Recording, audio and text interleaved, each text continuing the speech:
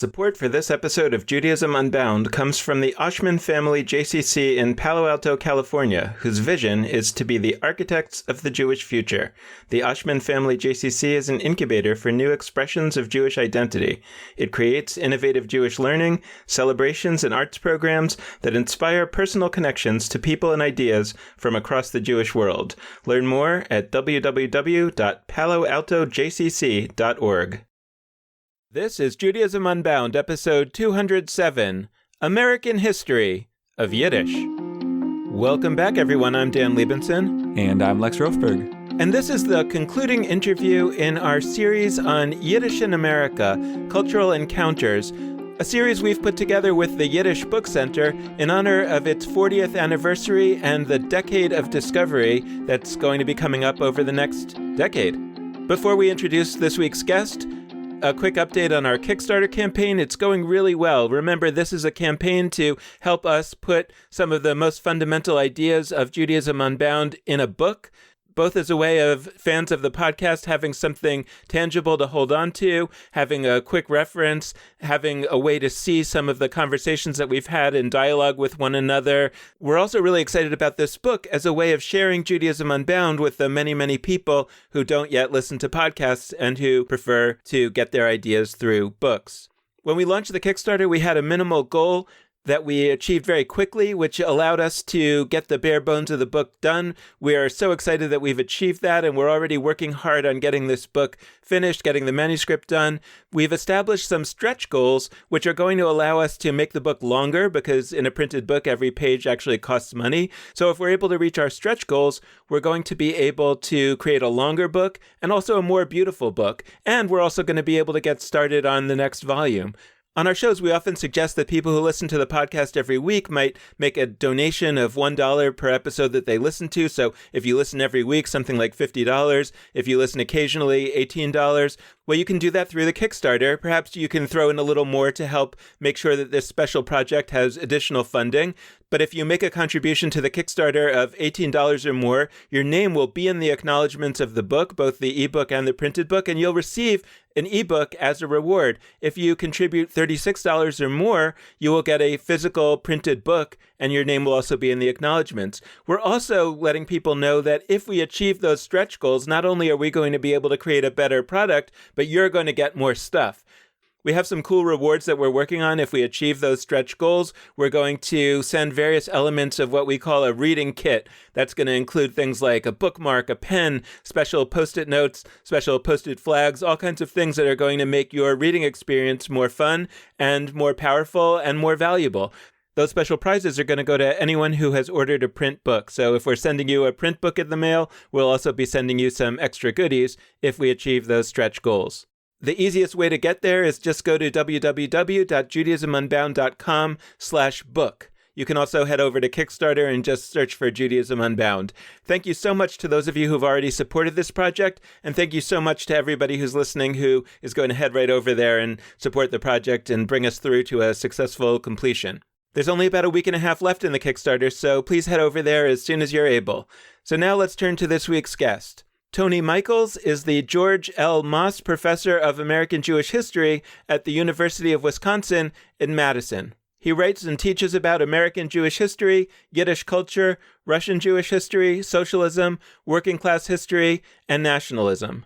He is the author or editor of a number of books, including Jewish Radicals, A Documentary History, published by NYU Press in 2012, A Fire in Their Hearts, Yiddish Socialists in New York, published by Harvard University Press in 2005, and he is the co-editor of the Cambridge History of Judaism, Volume 8, The Modern World, 1815 to 2000, published by Cambridge University Press in 2017. While we started the series with the history of the Yiddish Book Center and the story of its trying to rescue so much of the materials of Jewish culture, both from America and Europe, we're excited to bookend the series with a little bit more history of the Jews in America, and specifically Yiddish-speaking Jews in America, with Tony Michels. So, Tony Michels, welcome to Judaism Unbound. It's so great to have you. Thank you. It's good to be here.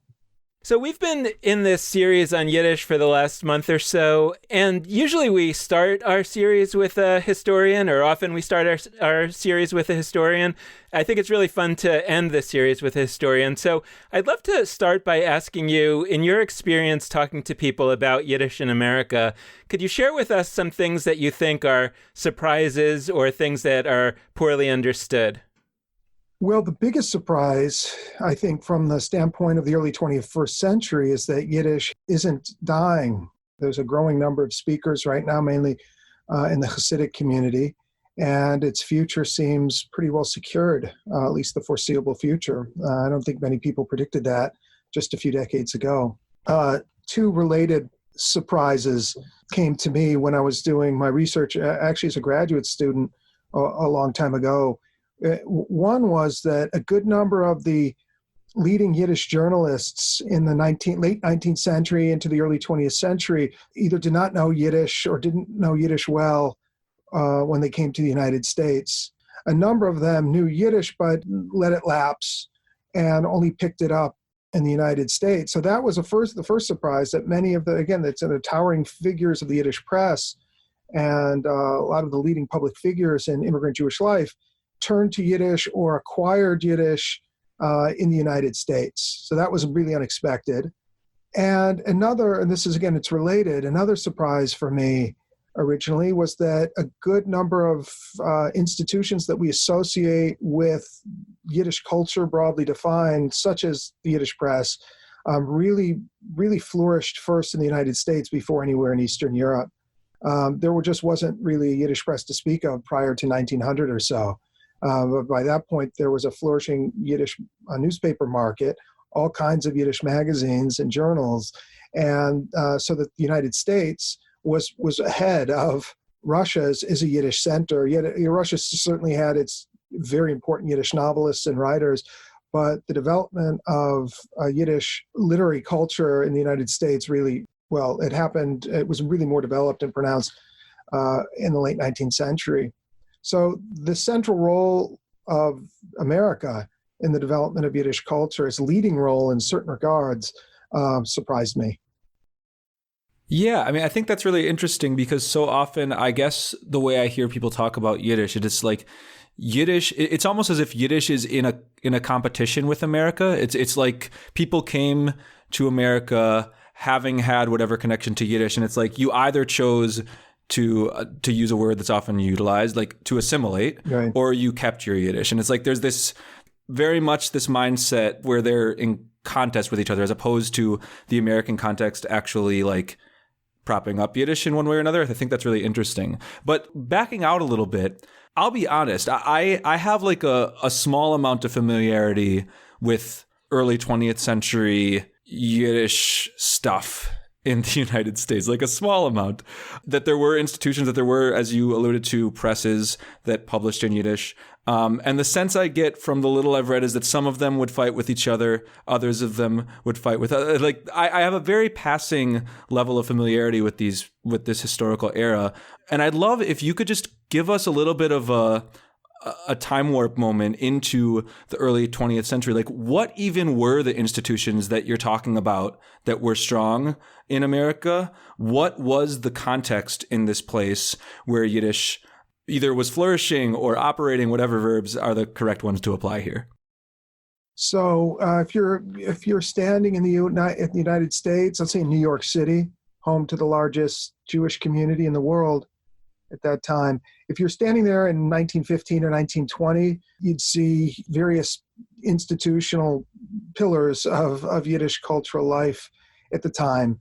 One was the Yiddish press, which consisted of probably 6 Yiddish dailies of different persuasions, all sorts of Yiddish magazines, some of which were specialized trade magazines, others were literary, others were political, representing different political views, socialist Zionists, and so on. And the Yiddish theater was enormously popular. You had various literary societies who met formally or informally. You had the informal institutions where people met, cafes, for instance, that was part of Yiddish cultural life. There was a movie industry, a Yiddish film industry that was on the verge of starting, this would be in the 1920s, there were Yiddish schools. And that was also developing at this period of time, again, reflecting different political ideologies and political movements.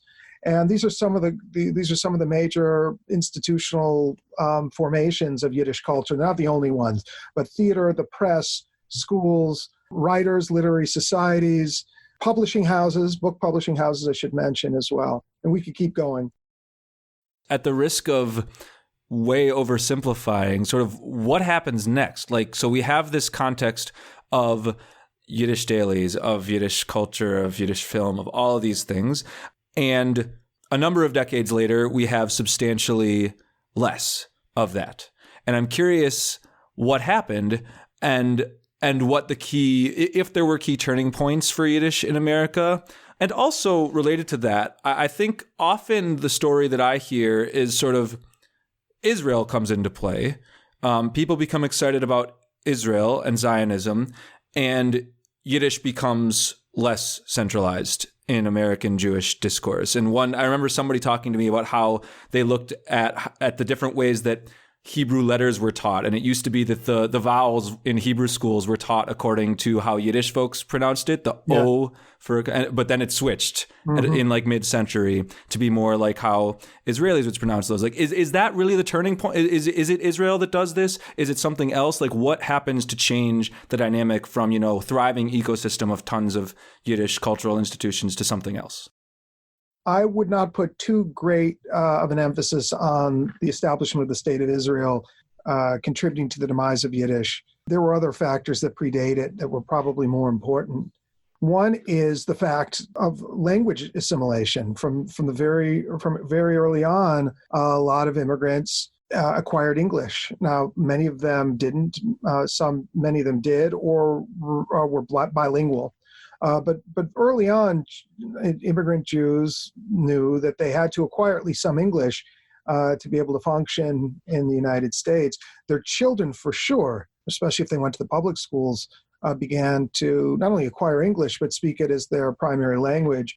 There were two dynamics at work always at the same time, and that was a process in which Yiddish culture was developed and elaborated in the way I've referred to before. It's the flourishing of Yiddish for cultural purposes.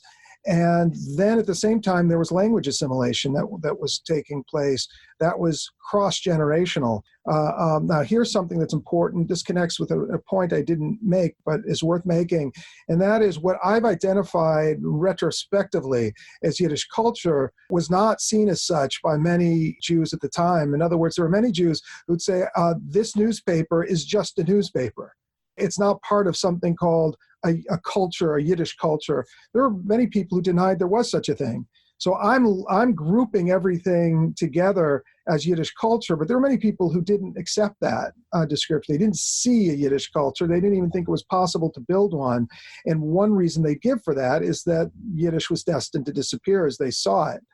All right, so that's part of an answer to your question. The second is the end of mass immigration starting in the 20s. When Congress passes legislation that greatly restricts immigration from Europe in 1924, and from that point forward, immigration goes into steep decline. So, of course, what that means is there aren't annual, monthly, weekly infusions of Yiddish speakers into the United States. That's a second big change that does not help the future of Yiddish. The third has to do, of course, with events in Europe and the Holocaust most significantly. So Nazi Germany annihilated the vast majority of Yiddish speakers in Europe. So I'd say those are the three main factors that contributed to the demise of Yiddish. Language assimilation, the end of mass immigration, and the Holocaust.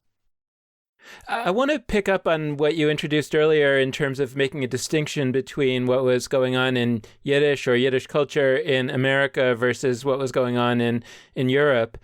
Because I was really interested when I read Aaron Lansky's book. We didn't really talk about this in our interview, but I remember when I was reading his book and about all the Yiddish books that were rescued, somehow in my mind I was imagining there were all these books that were from Europe. Mm-hmm. And and these immigrants had brought them to America, and there were only a very small number of them, and, you know, they were collecting them all. And that was definitely part of it. But in Aaron Lansky's book, it's really clear that there was all this Yiddish publishing in America that was also going to be lost. And so I'm interested in understanding as much as we can, what were the differences between Yiddish life and Yiddish culture in America and in Europe, and how you said that in some ways there was even more of a flourishing in America than in Europe. And I guess I'm curious, was it just that in America it was flourishing more, or was it also profoundly different in what it was about, what it was like? To some degree, there are similar dynamics because we're talking about some similar processes. And one is the growth or the urbanization of Jews in the United States and Europe. In Europe, it's Warsaw, it's Odessa. In the United States, New York, Chicago, and so on. So I don't want to say there are no similarities, but there are some important differences, and those differences are more or less pronounced depending on the time frame. So prior to World War I, here are a few features that stand out about immigrant Jewish life and Yiddish culture in the United States. One was the huge size of the urban Jewish communities in the United States. New York is the best example because the size of New York Jewry was vastly larger than anything in Europe, including Warsaw or Odessa. So Warsaw and Odessa around World War I has about 300,000 to 350,000 Jews in those cities. In New York, the number of Jews was climbing towards over 1.5 million. There were over 500,000 Jews on the Lower East Side alone. Again, contrast that with Warsaw, where there are 350,000 in the whole city. So the sheer size of New York Jewry was just larger than anything else in the United States or in Europe. So that's one big difference. Of course, you can see right there, that implies anyway, the potential for tremendous market for Yiddish culture. So that's one big difference. The other one has to do with the relative freedoms that Jews had in the United States, freedom of speech, freedom of expression. There's a censor in Tsarist Russia. And the censor didn't allow Yiddish newspaper publications until Yiddish dailies until I think it was 1902, the first Yiddish daily. Anyway, early in the 20th century, that changed. So there's no censor. And then finally, I'd say a very large Yiddish-speaking intelligentsia in the United States. You could find this in any city, but New York, it was really large. There were a lot of writers, a lot of journalists, people who were cultural leaders and opinion makers and so forth. That's another important feature of New York at this time, prior to World War I. After World War I, things change. Different literary and cultural centers emerge in Europe after World War I that rival and indeed surpass New York. The map of Yiddish culture really changes after World War I. New York is no longer what I would call the primary center. I really appreciate what you were getting at in terms of freedom of speech and some of those questions. And I guess what it made me ask, which maybe it's a funny question, is like, what were Jews yelling at each other about in Yiddish? Everything. In what ways were we exercising this particular freedom of saying things? Because once again, I've got this very surface level, and I hope I'm not the only one. I think I'm not the only one that has this surface level sense that, early 20th century, there were people in the US speaking Yiddish and fighting about various things. But I couldn't really, I have some senses, but what are some of the groups that are engaged in vigorous debate with one another in this time period? What are they arguing with each other about? And I guess one thing I'm curious about is, to what extent were they arguing about the same things as American society in general was arguing about? And to what extent were there specific kinds of debates playing out in Yiddish that were not happening on other, turfs? So what were they arguing about? I'd say pretty much everything. It was pretty contentious. Jewish public life was very contentious. And I'd say that has a lot to do with the fact that Jews were facing some pretty momentous issues and problems. So what were some of them? Let's see. This is in no particular order. This is just what's ever coming into my head at the moment. One issue was education. Should Jews send their children to Yiddish schools? Should there even be such a thing as Yiddish schools? And there were many people in the labor movement, the socialist labor movement, that opposed Yiddish schools. And there were many who favored them. So they argued about this for years. Is it okay for socialists to observe Jewish holidays? That was could be an issue that broke open into controversy. The Russian Revolution was a major issue. Were the Bolsheviks good? Were they bad? Should you support the Bolsheviks or not? That was a major controversy at various points in time. Zionism, what was the meaning of the Balfour Declaration? That was a controversial issue. We could just keep going. There was a question of whether socialists should join with bourgeois Jews in the building of Jewish communal structures. Another big debate. We can just go on and on. If things were debated all the time and argued about. The largest possible question that's coming to my mind right now is the degree to which Jews should be separate from or integrated into the larger society. I think that's an ongoing question. It was lively then, and it still is. I mean, along related lines, I'm thinking about this kind of what's it all about question, and I think that's a helpful way to look back on this series. And I'm thinking about like the question. I think when people talk about Yiddish, they're often talking about language, and the idea is like, should everybody study Yiddish? And that's not so realistic. And you're like, well, what's lost if we don't, or what are we trying to make sure is not lost? I was thinking about what if nobody spoke Aramaic, the entire Talmud would be lost. And I think everybody clearly says, well, that would be bad. That would somehow be a net loss to Judaism. Judaism wouldn't be what it needs to be if the Talmud kind of functionally didn't exist.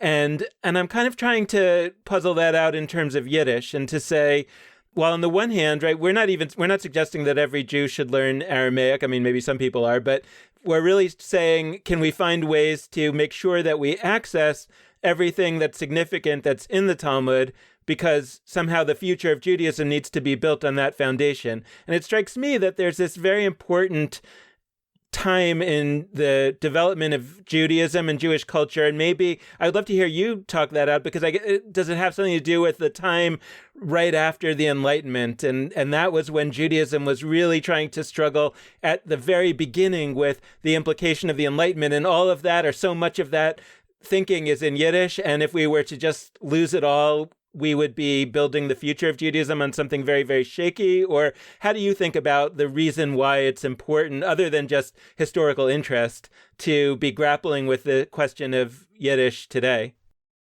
One reason why it's important is because there was a tremendous burst of creativity in Yiddish that happened over an extended period of time in this country alone. I would put, it's still going on today, not in the same, nearly the same kind of level that took place before, but all that cultural creativity, the poetry, the literature, the essays, the political writings, on and on.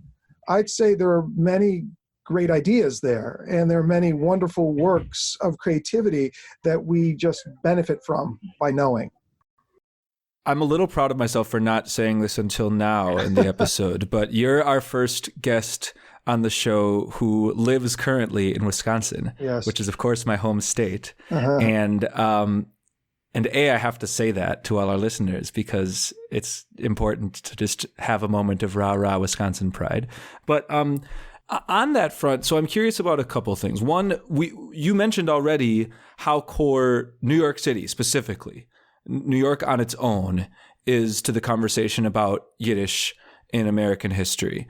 I'm curious if somebody had been a Jew in Madison, Wisconsin, or really, it doesn't need to be Wisconsin, but like really anywhere far away from New York City, but in the United States, what are the odds that Yiddish would matter to them in any of the same ways? And I really don't know the answer. The way I asked it, I think, suggests that like they clearly wouldn't care about Yiddish, but I'm generally open-ended. Like, would they have connected to Yiddish in the same ways? Would Yiddish have manifested in those kinds of areas as much? And then, now, the pivot piece, the now piece, to what extent is a little bit of that maybe still the case, that distinction between Yiddish, which is really hyper-localized to New York City, or at the very least to the northeastern United States, versus the rest of our country? I'm curious to hear how you look at that, both in historical context and today. So I'm glad you asked the question, because it was actually the case that there were multiple Yiddish centers in the United States. Philadelphia, I'd say outside of New York, the major centers were Philadelphia, Detroit, Chicago, and Los Angeles. You could find in all these cities a similar cluster of Yiddish cultural institutions, educational institutions that I've referred to already. Even in smaller communities, Milwaukee, even smaller than that, there were Yiddish cultural activists that had theaters, schools, magazines published in other cities, newspapers that were published in other cities, circulated nationally. So there was actually a national Yiddish culture in which New York was the capital.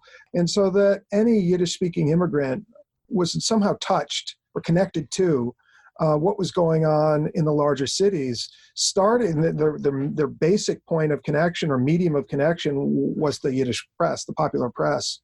In a number of these newspapers from New York, such as the Vorwärts, the Yiddish Daily Forward, which is a socialist paper, it had regional editions just for this purpose. There was a Philadelphia edition, a Newark edition, a Boston edition, and I think even a Milwaukee edition. So Yiddish culture encompassed immigrant Jews all across the United States.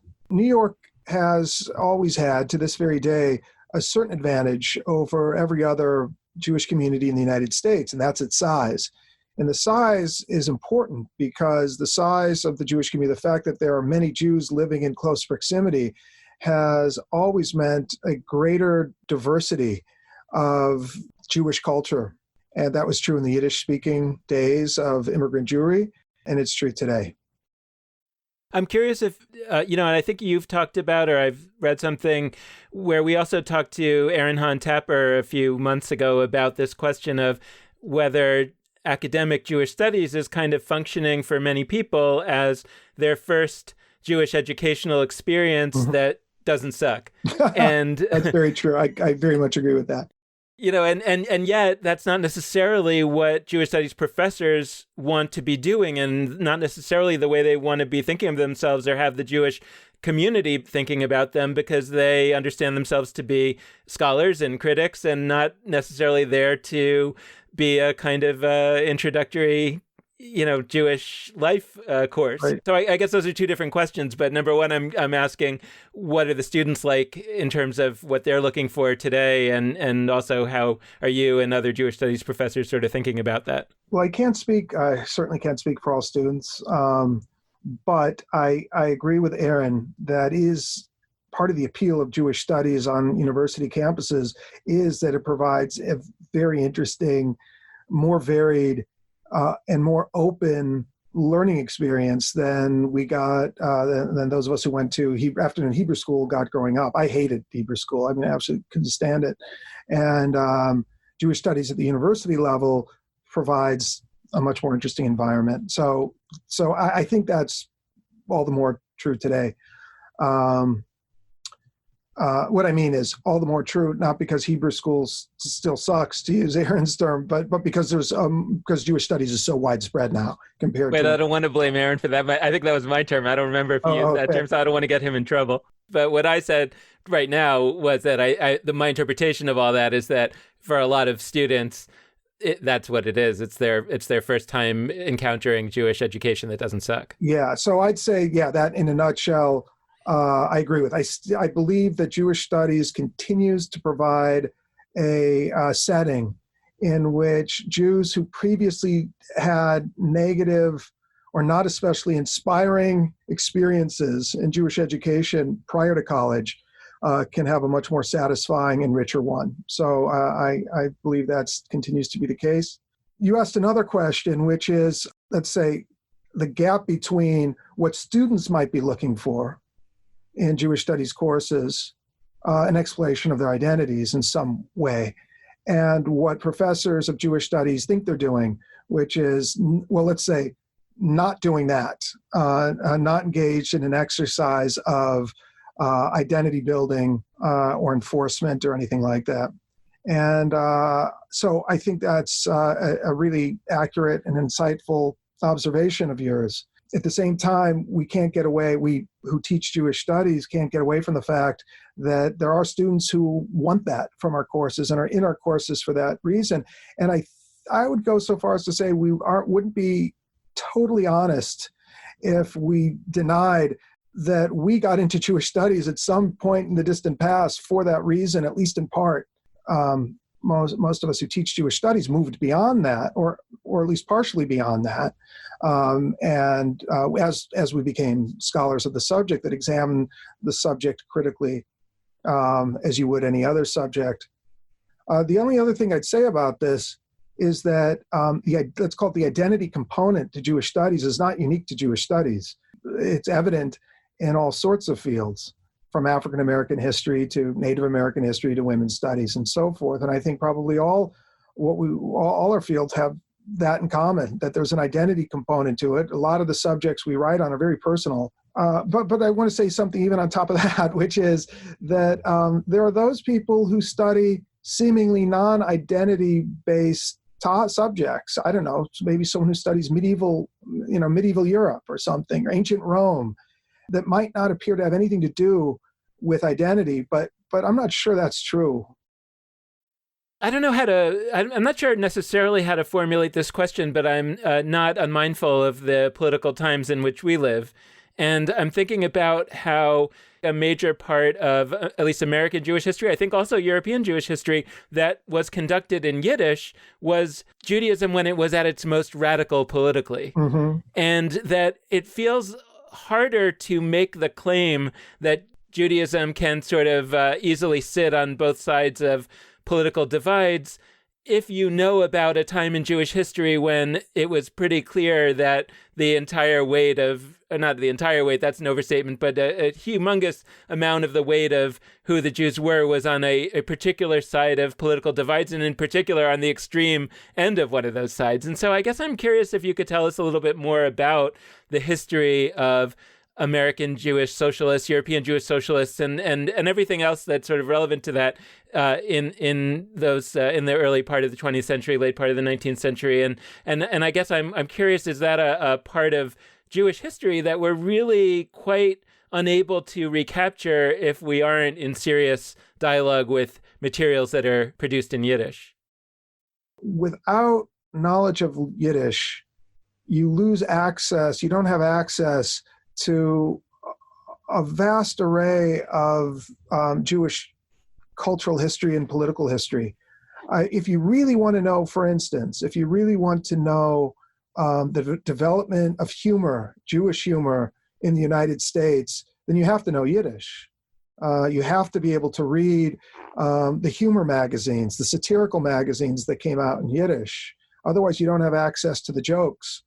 You don't have access to the humorous stories, the satire, the cartoons that shaped the following generation of comedians, and maybe even beyond that. That's just one example. By the same token, if we turn to politics, if you don't know Yiddish, you can't read some of the major thinkers about Jewish socialism, Jewish nationalism, the various ideologies that really inspired the imaginations of masses of Jews in an earlier point in history, from the late 19th century to at least the mid-20th century.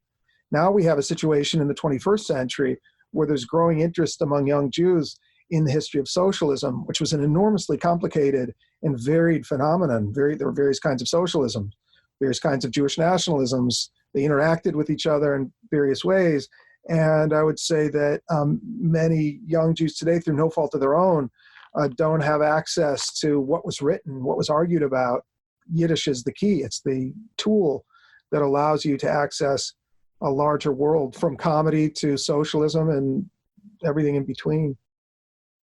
We always try to be so mindful of the idea that people shouldn't feel that they don't know enough and that they can be creative and everything. And so I'm trying to interpret that to the Yiddish question, which is to say, right, that again, most of our listeners aren't going to learn Yiddish. Mm-hmm. So the question is, what can those of us, you, for example, who basically is kind of like a Yiddish translator, right? The people that are going to tell us what we are missing because we don't know Yiddish, and to really understand. So could you tell us even just some stories about, really what was going on politically in terms of the book that you wrote about socialism? What was going on in that period of American Jewish history and European Jewish history? What were these Jews actually doing? And why were they doing it? And what were they writing in Yiddish that we are going to miss out on if we don't know how to read it? Before I answer the larger question, I'll just say that there's a growing number of translations of all sorts available. So we just need more. The more translations, the better for those who simply don't have the time or access or ability to learn Yiddish. But to your other question, which was what was going on at the time, the basic fact was this: there were masses of poor Jews coming to the United States, Yiddish-speaking Jews, mostly from Eastern Europe and the Russian Empire. And they were poor. And so the first necessity of life in the United States was to earn a living.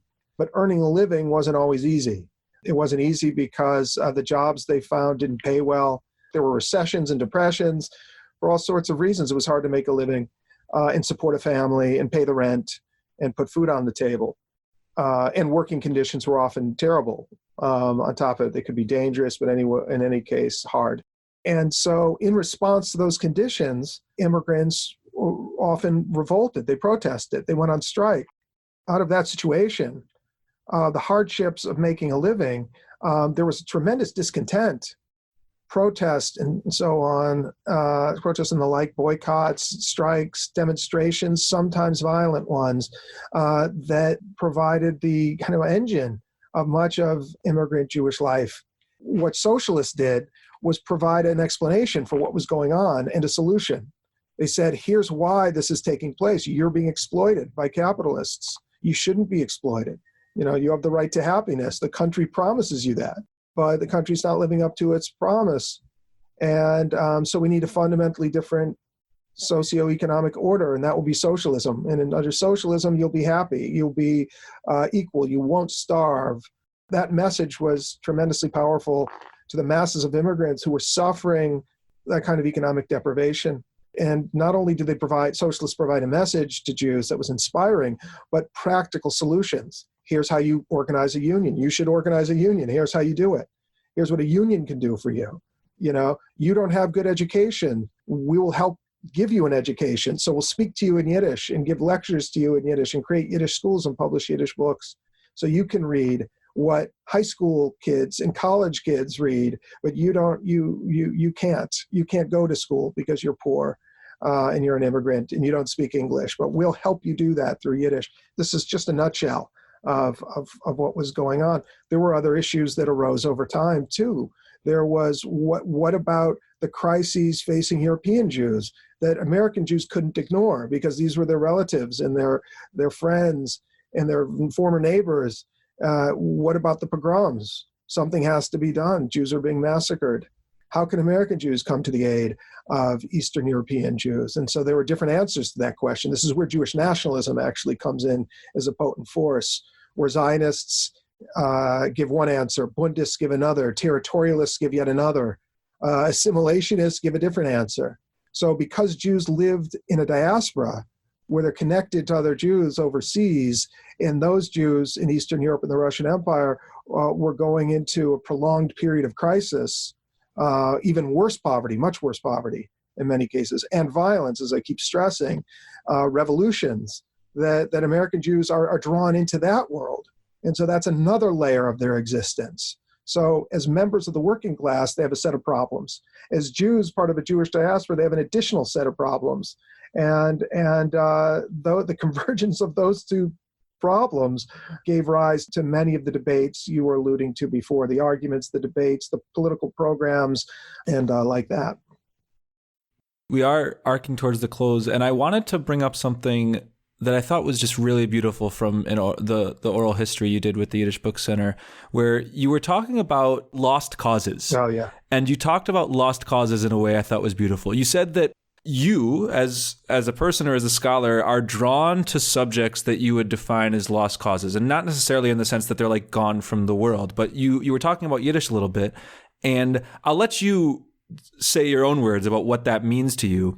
But it just resonated so deeply with me because I spend a lot of my time whirling in my head about like alternate Jewish histories. And Dan and I have talked about this sometimes. Like, what if this group had won the battle of defining Jewish history over this group? What if, this book had made it into the Bible and this book hadn't? What if? And a lot of my interests are about, those sidelined pieces of Jewish eras of the past and sort of trying to recover those in one way or another. And so what you said spoke so deeply to me. I'm curious if you can give us a little bit of what you meant there. What does it mean for you to be attracted to studying or maybe recovering lost causes, and how does that apply to Yiddish? Well, I'm fascinated by the marginal. And I can't tell you why, other than because it's marginal. So it's outside the ordinary day-to-day experience that I know. And I'm curious. And so for that reason, I'm curious about it. It applies, in my case, to Yiddish very much, but not only that, any number of things. Then you start to think about, well, what is the meaning of this? Is it just a curiosity? Is Yiddish just a curious footnote of the past, or is there something to be learned from it? You know, it's easier, I suppose, to just find something that's strange and delve into it because it's strange. I guess that's part of what I'm trying to say, is that I'm fascinated by the strange and the unfamiliar.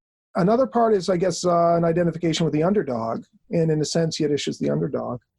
What to learn from it is much harder to say. I would say, I guess we see history different if we focus on those who didn't succeed in their goals. And that's not only to say we should, sort of honor those on the losing side of history, although I suppose we should do that or can do that, but it's also we see what happened differently. And then I guess beyond that, I keep saying beyond that, then there's, if there's anything to be salvaged from it, so that we can somehow see the world today in a better light. Now we're fully arcing to the close, and I gotta ask, in researching for this episode, I stumbled into over a decade old article by you that is called Himmelfarb Don't Surf. It is about Judaism and surfing, of all things, and your own interesting straddling of those two realms that I certainly have thought of as very separate from one another, and you talk about as, for you, separate from one another. And just as a way of hearing a little bit more about you, the person, in addition to you, the scholar, and your work, take us out by giving us a little bit of a meditation on surfing and how this may or may not connect to the conversation. And if it doesn't, honestly, that's okay, because like Dayenu for us to talk about surfing. Well, I'd say it does. I would say it does connect and it doesn't. I grew up surfing before I went into Jewish studies. And it always struck me on some level as a very un-Jewish thing to do. I think my parents saw it that way. I think I felt it to be that way. And I found out from at least let's say a couple friends that my friends who weren't Jews also saw it that way through comments they made to me occasionally about Jews and surfing. And, Jews is something that Jews don't do. It's the essence of the comments. So I started to come into that realization, I don't know, at some point as an adult, more and more I had a stronger consciousness that this is so incongruous. And so the essay was a kind of humorous attempt to grapple what I felt was something real, not only about my biography, but I thought my biography might say something larger about Jews. And again, the incongruity between being Jewish and being something else at the same time. On the one hand, I was born and raised a Jew, even if it was in a kind of a marginal way. And at the same time, I loved surfing, and it meant everything to me. And I still do it. It's still a major part of my life. I do it as often as I can. And yet it's in constant tension, as I feel, with my identity as a Jew and my profession as a Jewish scholar. The two do not fit. I've never been able to make them fit. I mean, I'm here in Wisconsin studying and teaching the Jews, but the waves are in California. I want to be in California to go surfing, but I know I can't do that all the time because I'm a Jew and I have other things I have to do in life, that relate to me being a Jew and to teaching Jewish history. And I teach Jewish history in part because I am a Jew. So none of these things fit, but this is whatever. This is the situation I guess I'm in. And I thought there was some humor in it, but I also thought there was some meaning in it. By dint of circumstances, by living through the American Jewish experience in which from immigration to, the suburbs, somehow my parents wound up in the suburbs of California. That's a part of the larger American Jewish experience. And then what more Californian thing can you do but surfing. There's nothing more Californian. And yet there's something about the past that still laid claim to me, on me. And that wound up being expressed through Yiddish studies, teaching Jewish history, and so forth. So now I have both parts of that in me, an inherited identity and an acquired one. It's not always clear, actually, which is which. And that's where I am. I wouldn't trade either of them. I'm not unhappy about either of them, but they don't fit together. Well, thank you so much for helping us play around with all the elements of history and contemporary life that don't necessarily fit together, and for proving anybody wrong who had ever said that Yiddish and surfing could not come up in the same conversation. Thank you, Tony Michels, for joining us. This has been fun. Well, thanks for having me. I enjoyed the conversation. And thanks so much, of course, also to all of you out there listening. We hope you've enjoyed this episode. We hope that you'll join us next week for the last episode in this unit. This was our last interview, but we've got just a Dan and Lex episode to debrief all the amazing conversations we've had about Yiddish. One reminder before we close out completely for today is that we have our Kickstarter. Head to judaismunbound.com/book. Make that donation of any size. It goes a long way to making sure that this book project can happen in the most successful way possible. And we really appreciate whatever amount you're able to give. So judaismunbound.com/book. Now we close out in the way that we always do by encouraging you to be in touch with us, and there are a wide variety of ways for you to do that. First, you can head to our Facebook page, Judaism Unbound. Second, you can go to our Twitter feed at Judaism Unbound. Third, you can go to our website, judaismunbound.com. And last but not least, you can hit us up via email at dan@judaismunbound.com and or lex@judaismunbound.com. So thank you so much for listening, and with that, this has been Judaism Unbound.